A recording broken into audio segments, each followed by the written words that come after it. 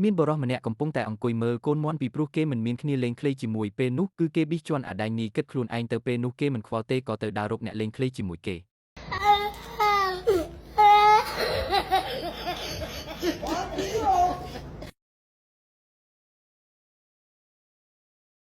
ហើយគេក៏បានទៅរកអ្នកដែលមានឃ្លីពេលនោះគេកំពុងតែដើរក៏រមាស់គូតខ្លាំងពេកក៏អេះលេងទៅមិនខ្វល់ពីអ្នកថតទេ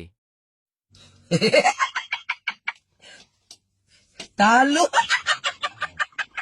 គេក៏បានជួបអ្នកដែលមានឃ្លីគេក៏លើកខោគេវិញហើយបួគេលេងឃ្លីដូចមនុស្សឆ្កួតអញ្ចឹងពីព្រោះគេធ្វើរបៀបដូចលបហាពួកអាចឆ្កួតអូខ្ញុំភ្លេចប្រាប់ឈ្មោះតួអង្គម្នាក់ដែលអេះគូតនឹងឈ្មោះតុងលីឯម្នាក់ដែលមកលេងឃ្លីជាមួយតុងលីគឺឌីណា sorry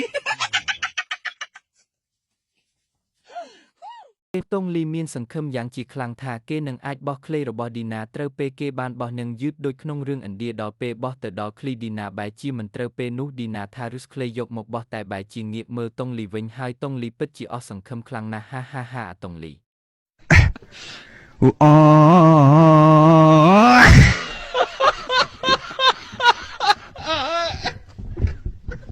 គេក៏បានទៅមើលឌីណាបោះឃ្លីប៉ុន្តែតុងលីក៏អស់សង្ឃឹមតែបែរជាឌីណាធ្វើរឿងបែបនេះទៅវិញ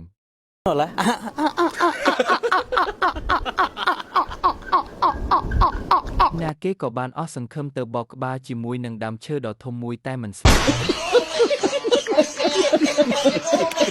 តុងលីក៏បានបោះឃ្លីម្ដងហើយបោះត្រូវយ៉ាងអស្ចារ្យ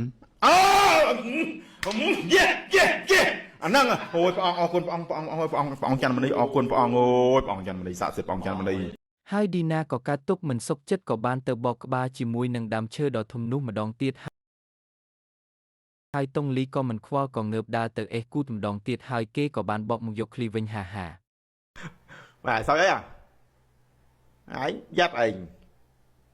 បាញ់គល់អស័យលើឯង